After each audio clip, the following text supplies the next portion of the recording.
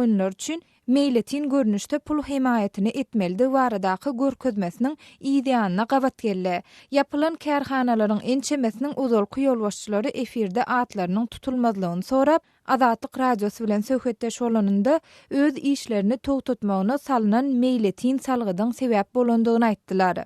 Biz döwlet idarasy bilen baglaşylan şertnamalar esasynda buýurmalar ýerine ýetirýärdik. Bizden her ayda adynan 50.000 Amerikan dollary möçberini pul terişdesini döwletiň haýyryna geçirmegimizi islediler. Käbir iri firmalar ondan hem köp, ýagny 100.000 Amerikan dollary möçberini pul terişdesini geçirmäge mejbur boldular. Onsoň özümizde galýan girdejiniň muktary uzypsyzca bolan sebäpli firmamyzy yapmaly bolduk. Dip hopsuzlyk ýagdaýlary sebäpli adynyň efirde agzalmazlygyny soran Balkanabatly öňkü hususy firma ýolbaşçysy aýtdy. Onun sözlerine göre her bir kärhananyň döwlet haýryna geçirmeli bolýan pul serişdesi dürlü bolup, ol firmanyň döwlet bilen baglaşan şertnamasynda gözüňde tutulan mali serişdesiniň möçberine göre kesgitlenilýär.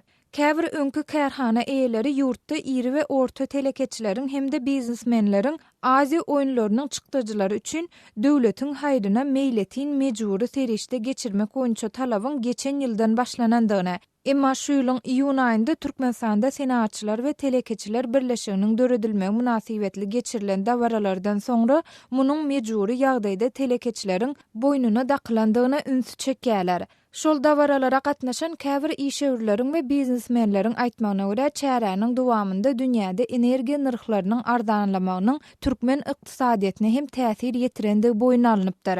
Şonun bir näçe gün soň Türkmenistanyň senatçylar we telekeçiler birleşiginiň başlygy Aleksandr Dadaýew ýurduň iri we orta derejeli biznesmenleri bilen ýürüýte duşuk geçirip, şunun ýaly kynçylykly döwürde watana we prezidente kömek bermek meselesini gozap, olaryň her biriniň görkezilen bank hasabyna 100.000 Amerikan dollary möçberinde serişde geçirmegini talap edipdir.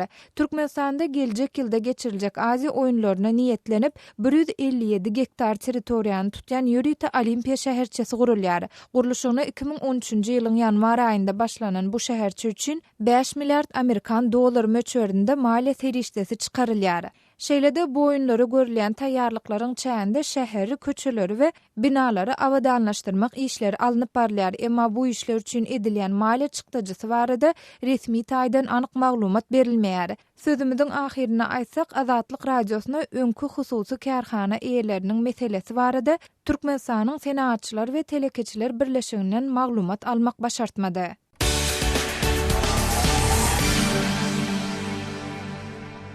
Gepliýär Azatlyk radiosy habarlar gündeligimizi dowam etdirýäris. 28-nji sentýabrda Aşgabatyň merkezinde günüň dowamında ýol hereketinde bökdönçlükleriň emele gelendigi, bu ýagdaýyň jemgyçilik transportyň gatnamagyna täsir ýetirenligi habar berilýär. Bu ýagdaýyň jekmejekleri barada Aşgabatdaky habarçymyz Sultan Atçylowanyň berjek maglumatlaryny dinläýäli. Şuňa sebäpden ýollaryň ýapylandyğı şu ma'lum bolmady, ýöne şu ýerden naşy taýlap çekdirdiň özümizin niyeti kiçe taraptamızdan Gülistan Sewda Merkezine Orsalarına karşı gitmek için yola çıktım. Bizim yanımızdan 13'lük avtobus marşrutu Orsalarına çelip barya.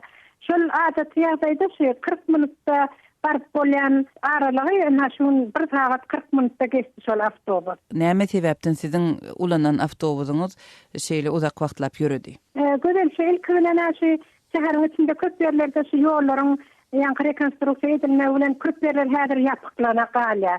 Edil şunem şu ýa-ni odalky sowetski häzirki garaşdyrlyk saýol bilen odalky Hudaýberdi häzirki Atamrat Niýazow saýolunyň çatyry aralygy ýapylypdyr. Odalky ona diýle häzirki 6 nafar teýliýagy bar. Şu 6 nafar teýliýagynyň ýöňü ýapylypdyr. Enne şu taýdan avtobuslary goýbermediler şäher tarapa. Ondan avtobus aýlanyp Sovetski köçe bilen häzirki garaşdyrlyk saýol bilen dergeňe garşy ýöre borady. Ýöne şu ýoluň ugrunda şeýle bir maşinken, maşinlaryň tıkmysygyndan şu bizim bilen maşinlaryň tıkmysyklaryň arasynda 10 minutdan diýen ýalyk saklanmaly bolýar. Adaty tirliginde şu hereket edilmedi. Bir nirelerdedir bir ýerde ýol ýapylanda şular ýalyk ýagdaýlar dörýär. Sultandaýda edil şugun kugun haýsy ýollaryň ýapylandygyny anyklap bildiňiz. Odalky Sovetski häzirki garaşdyrlyk saýol bilen bizim ýörýän avtobusy berden tarap ýöre borady. Ondan şu Moskowski köçeden gunmatarlygyna ýöredi. Yani 10 ýyl abadançylyk, odalky Moskowski köçesinden gunmatarlygyna ýörep ýene-de Podvoyska bir taraplyk köçesine düşük boldy. Sürücü bolenim şonda şol Moskowski'den bir taraplyga öwürlenýärinde de indi bir taraplyk köçesi ýapylyp dur. Näme üçindir şol şäher tarafa gitgen ugry ýapyk şonuň onuň nirip çykdygyny bilen okyan sürüjüler. Sürüjüler ugry nitriyada nereden ýörejegini bilen oklar. Nirip göreseň şol ugry ýapyk. Transportdan başga ýa awtologlardan başga köçeleriň ýapylmagy yerli ýaşaýjylara nähil täsir ýetirýär, piyadalara ýetiren täsiri boldymy şu ýagdaýyň? Indi piyadalar elbetde rudagarlygy her kim ulagda ýörýär. Ýöne şu dara kärhanalaryň işgärlerine de şuňky ýoluň ýapyklygy aýratyn täsir ýetirendigi göründim. Hemen şu orsalaryndaky Türkmenmanka işim düşüp şoňa barmaly boldum. Şu taýda eýem saat 10 ýar bolanda işgärler şu ýoluň ýapyklygy sebäpli işgärler işden alyp onun yerlerinde yani Türkmenleriň işgärleriniň işe gelendigini men saýady boldum. Ondan sonra elbetde ýolbaşçylaryň öňünde de jogap bermeli bolýarlar. Yani tijaratlarynda şu ýoluň ýapyklygy bilen baglanşdyryp şu öçünç sorap duran işgärleri men gördüm şu Türkmenleriň içinde. Ondan şu işe düşüp banka baran adamlarym eýem bir näçe işgäriň ornunda ýoklugy sebäpli garaşyp durdylar.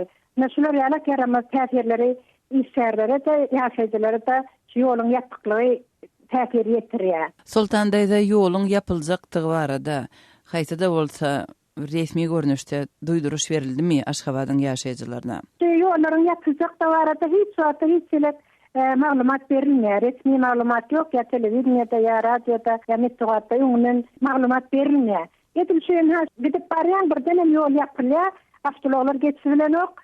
Neden şonda bilip galýan köçeniň ýapykdygyny ýöňüň barjak ýerine barıp bilen ok. Şunun sebäbi ýolçylar biri-birinden sorýarda näme marka bir resmi delegasiýa geldimi ýa bolmasa bir ýerde ýene bir täze binalaryň açylyş dawarasy barmy ýa döwlet ýollaşy bir ýere barýarmy diýip şu biri-birine sorýarlar şu ýoluň ýapyklygyny beýrenip näme marka diýip ýöne hiç kim şu maglumat berip bilen ok. Diňe şol maglumaty eger bir ýerde açylyş dawarasy bolan bolsa ýa bir resmi delegasiýa zat gelen bolsa diňe alsam watan programmasyndan şonu bilip bolýar. Şonda şu ýollar şoň üçin ýapylan eken diýip ilat köçülerden şonda bilip galýar. Başga hiçli resmi maglumat alyp bolmaýar. Ýöne şu ýollaryň ýapyklygy günde diýenler gaýtalanıp durşundan ilat köçüleri gaty götürüşip çekdi. Aşgabatdaky habarçymy Sultan Atçylyw bilen geçirilen söhbetdeşligi dinlediňiz.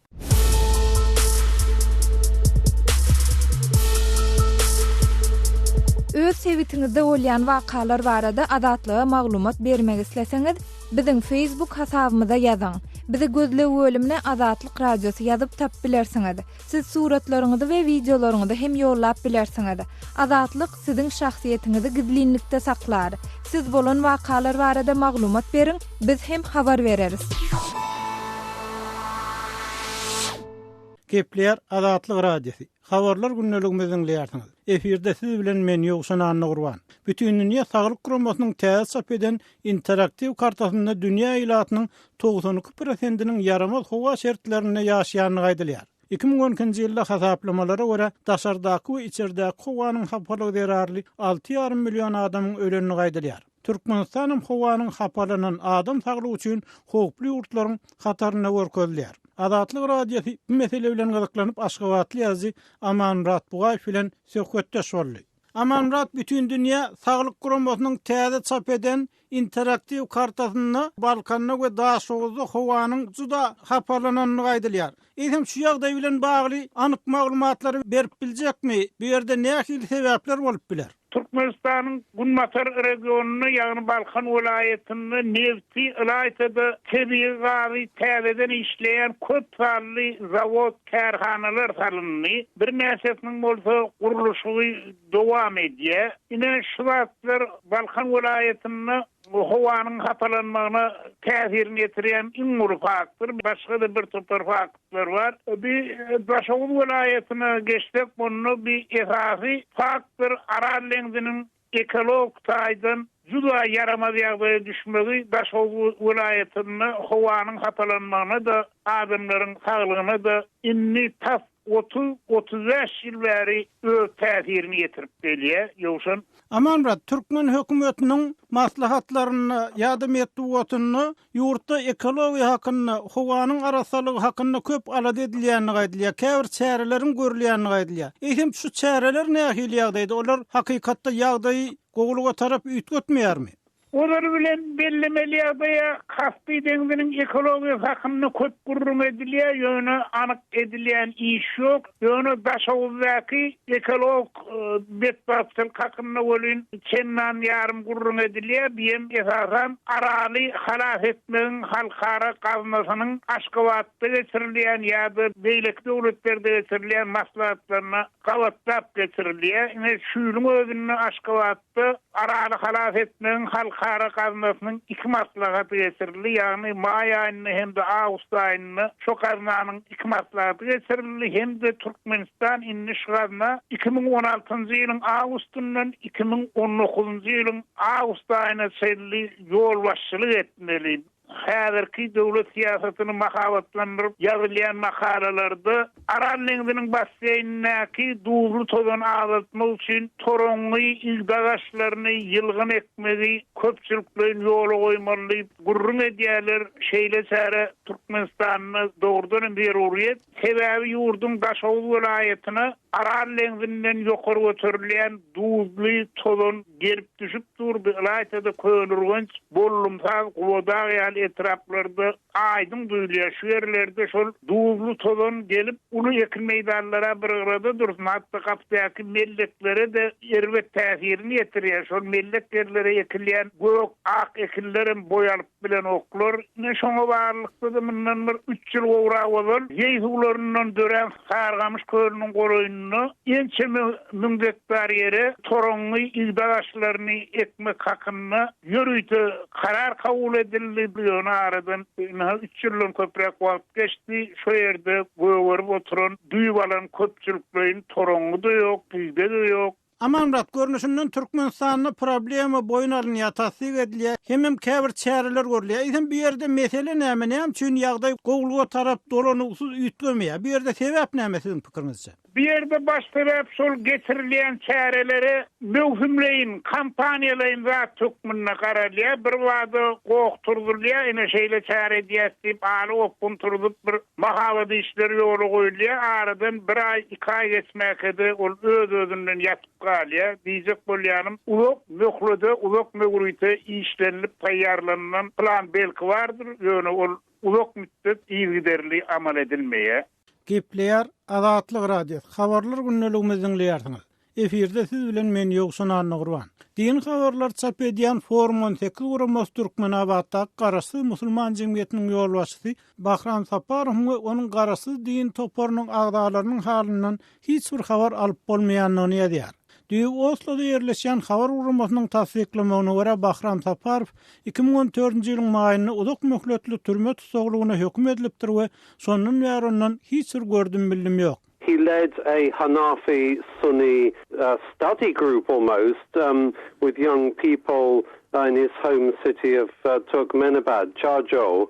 Ol öz dowduk şäher Türkmenabatda Charjowda ýaş adamlardan ibarat keçirek Sunni Hanafi toparyna ýolbaşçylyk edipdir. Hutsu aktivligi sebäpli hem gizlin polisiýanyň ünsüni özüne çekene çalym edýär diýip Forum 18 Guramasynyň baş redaktory Felix Körli Azatlyk radiosu bilen söhbetdeşlikde etdi. 2013-nji ýylyň aýagyna tutsak edilen Bahram Saparow aýdylmagyna görä iki çaganyň atasy we häzir 35 ýaşynda bolmaly.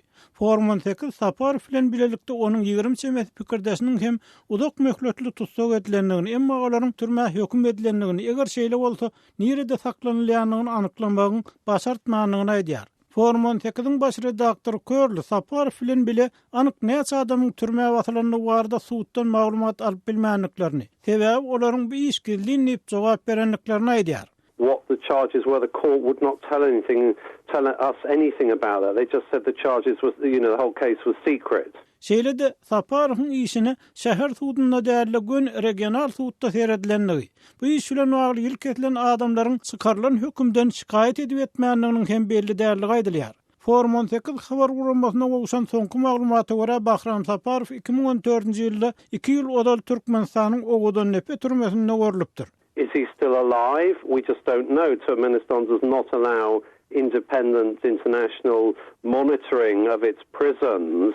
Biz onun şu wada senli diýeri galyp galmanyny hem bilenmedik. Türkmenistan garaşsyz halkara synçylarynyň öz türmelerine baryp görmegine ruhsat bermeýär. Onun diýerdigini ýa dälligini hökümetden başga bilýän ýok diýip Felix Körl Azatlyk radiosyna aýtdy. So apart from the government, no one knows is he still alive or not.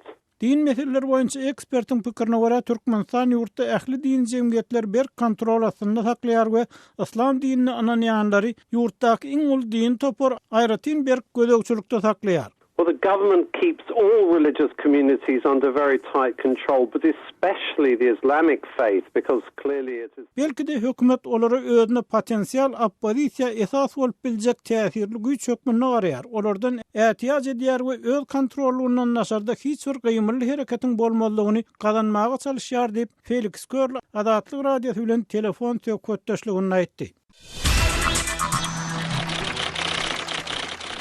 Azatlygyň e-mail adresi metbugat e-mail belgisi gmail.com. Bize ýazyp maglumatlary, suratlary we videolary ugradyň. Şahsiýetiňiz dogry gizlilikde saklanar. Metbugat e-mail belgisi gmail.com. Gepler Azatlyk radiosu. Habarlar gündeligimizi dinleýärsiňiz. Awgan türkmenleriniň raýdaşlyk keňeşi Awgan hökümeti bilen Hizb Islami toparnyň arasynda bolan parahatçylyk aralaşygyny goldap ýygnak geçirdi. Onda ençeme türkmen wekilleri çykyş etdi. Ýygynagy gurnaýjylaryň biri doktor Cemahir Enweri bilen söhbetdeşligi siziň dikkatiňize hödürleýär.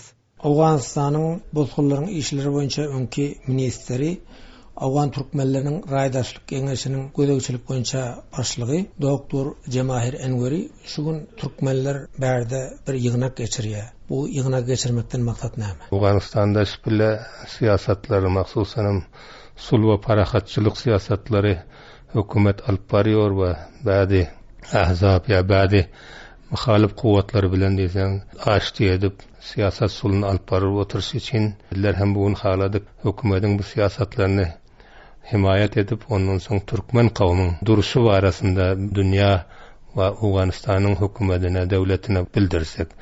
Muny aýtmak gerek, türkmenler bir şuranyň çewkatynda tertip bolup gelýär. Bizler halýar bu tertibi muny takwiye etsek, türkmen şuranyň adyndan syýasy bulardan ilan etýär. Türkmenler azat kawmdyr, azat milletdir we hemişe odalky reis cemhuryň saýlanşyndan bizler sandyklara baryp öz halyon adamyda taşladyk. Bizler türkmenleriň siýasatymy sol Awganistanyň nizamyna biz şarik bolsak, öz hak hukukumyz eken munasypdyr. Şoňa garap diýsen bizler hak hukukumyz alsak, Awganistanyň öňe gidişligi üçin öz kawmymyz hem sulbaşy kawmlaryň içinde öz haýsiýeti bilen görüşlük üçin bizler şu barada talaş etdik. Diýjek bolýanyňyz Awgan türkmenleri parahatsyýar halk özara uruşlara gatnaşmady, bir parahatsyýar halkdygyny bildirmek üçin alada etýärsiňiz.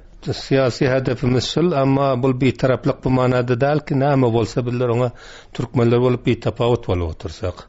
Amma bir siyasat bir tarapany musbat faal bizler. Her wagtki Awganistanda milli meseleler müşkile galan pilla ya kette ya milli armanlar ortaga gelen pilla, onda bizler hiç vakt bir tapawut bolup bilmiyor. So tarapy milletin haýry, so tarapy memleketin haýry bolsa, so tarapy memleketin nijaty bolsa, hareketleri sol millete, memlekete aramlyk, tarakky getirýän bolsa, bizler o zatlardan tarapdarlyk etýär. Hemme ýaragly Awganistanyň çagyrýar. Farahatçylyk Hizb Islami topar bilen Awgan hökümetiniň arasynda parahatçylyk ýalaşygyna gol goýuldy. Şonu siz goldaýarsyňyzmy? Muny gol diýär. Eger 100 ýyl urşan bolsa, ahir ýalaşyk bolýar. Ahire 2 ýyldan odarrak Hamid Kerzeýiň döwresinde bular başlanypdy. Muňa gol goýulyp diýseň bu sul nahaýy boljak bolup otyr. Ýaxşy boluşlygy üçin türkmenler bir aksakallyk edip ortak millet bolup dakykan sol gep. Türkmenistan Awganistanda parahatçylygyň bolmagyny isleýärsiň. Bu hareketiniz Türkmenistan'a destekler diyen umetiňiz barmy? Türkmenistanyň siyasaty bir siyasaty bir tarapana, bir siyasaty bir tarap bolup, ama Awganistan bilen öten döwre hökümetlerde de hemişe bir rakam siyasat alyp baryp gelip otyr we biz onu hem istikbal etýärys. Siyasaty döwleti Türkmenistan ol taandazy özüne merbut. We biz aýtýarys ki, biz bir mustaqil kavm Awganistanda bolup, bir kavm Panjim bolup, 5-nji kavm bolup, bir 5-nji kavm bolup, biz öz siyasatymyzy özümüz tedwin etýärys. Bu siyasatymyz bilen kim dürüst bir siyasatı bir tarafana, ama bir siyasatı bir tarafı musbat faal Awganistanyň milli meselelerinde bir tapawut oturmaly däl. Türkmenistanyň siyasatı özüne merbut. Şunça bilýär ki, bilýän bolsa gerek ki, Awganistanda takriban 2 milyondan köprek çaklı Türkmenler ýaşaýar. Bu arada bayat Türkmenistan hem bir tafawut bolmasa, bu Türkmenlerin hakkını kanunu asasi boyunca, Awganistanyň kanun asasi boyunca bundan difa etmesi gerek. Men bir taraf diýip otursa hem her mawrutda biz onu dürüst göremiz ýok. Maksusan Awganistanyň şu ýerde şu birlerin döş garyndaşlarymız, jaýdatlarymız Türkmenistanda bar. Wagty ki Awganistan Türkmenlerine bir kynçylyk gelen suratında ya bolmasa bir insaplyk ya bir kanunlyk bolan filesinde Türkmenistan bayat desen mutabık kanun asasi ve hukuk beynel melali ve hukuk taba ve hukuk şahrimendi bilen bayat Awgan devleti bilen bular gepleşseler ve Türkmenlerden bayat himayet etseler. Söhbetdeşlik esirip azatlygy ýetiren Şaýmerdan oly Murady. Gepleýär Azatlyk radiosy. Habarlar günnelik gepleşigimizde men Sehra dowam etdirýän. Malaziýanyň howa ýollary kampaniýasyna degişli MH17 belgili uçarın helakçyliginde pida bolanlaryň garyndaşlary ýolawçy uçarın günnäwür Ukrainada separatistleriň gödäwçiligindäki territoriýada buk sistemasyndan oka tutulandygyny halkara jinayet derňeginiň anyklandygyny aýdýarlar. Birleşdirilen derňew toporunyň ýollaşçysy we Niderlandlaryň baş prokurory Fred Westerbeck 28-nji sentýabrda Galland şäheri Nieuwegeende çykyş edip, derňewleriň MH17 uçarynyň ýykylmagy bilen baglanşykly bolaýmagy mümkin beýleki ähli düşündürişleri aradan aýrandygyny aýtdy. Westerbeck derňewleriň kynlaşdyrylmagyndan alad edip, häzirlikçe öz derňew netijeleriniň ählisini aýan edip bilmejekdigini belledi. Malaziýanyň howa ýollary kampaniýasyna degişli uçar 2014-nji ýylyň 17-nji iýulynda Amsterdamdan Kuala Lumpur'a barýarka günnäwür Ukrainada oka tutulyp helakçylyga uçrady. Uçaryň 298 ýolawçysynyň we ekipaj agzalarynyň ählisi wepat boldy. Birleşdirilen derňew topory buk sistemasynyň pajygaly waka bolmadan ozal Ukraina getirilendigini we şondan gysga wagt soň gaýtadan Orsiýete alınıp gidilendigini ma'lum etdi. Şeýlede bu topor metbuat ýygnanda 2014-nji ýylda düşürilen suratlardan we videolardan ibaret 10 minutlyk çylşyrymly animasiýon videonu görkezdi. Onu buk sistemasynyň Ukraina getirilişi we Snezhne şäherçesiniň golaýynda ýerleşdirilişi görkezilýär. Soňra ýygnakda raketanyň uçurulýandy barada audio we suratly deliller hödürlenip, ondan soň şol buk sistemasynyň diňe 3 raketa bilen Luganskdan Orsiýete alınıp gidilendigi görkezildi. Mundan ozal Gallandiýanyň howpsuzlyk Geňeşiniň çykaran raportynda hem MH17-niň Ukrainanyň separatistleriň kontrolundaky territoriýasyndan atylan buk raketasi esasynda urulyp ýykylandygy tasdiklandi. Moskwa Ukrainanyň gündäwrindaky söwüşçileri şeýle ýaraglar bilen üpçün eden baradaky maglumatlary reddedip, MH17-niň urulyp ýykylmagyna özüniň hiç ýyl gatnaşygynyň ýokdugyny aýtdy. 26-njy sentýabrda Orsiýetiň Goranmak ministrligi separatistleriň kontrolundaky territoriýadan hiç ýyl raketanyň atylmandygyny görkezýändigi aýdylýan täze radar maglumatlaryny köpçüligiň dikkatyna hödürledi. Birleşdirilen derňew toporunyň geçiren metbuat konferensiýasyndan sähel wagt öň Kremliň metbuat wekili Dmitri Peskov Moskwada jurnalistleriň öňüne çykyş edip, bu toporuň soňky maglumatlary hem göz öňünde tutmalydygyny aýtdy. Birleşdirilen derňew toporunyň resmisi bolsa Orsiýetiň gurrun edýän maglumatlary öz derňewçilerine hödürlemäändigini we onuň gözden geçirilmäändigini belledi. Hormatly radio dinleýijileri, şunuň bilen ýarym sagatlyk habarlar gündeligimizi jemleýär.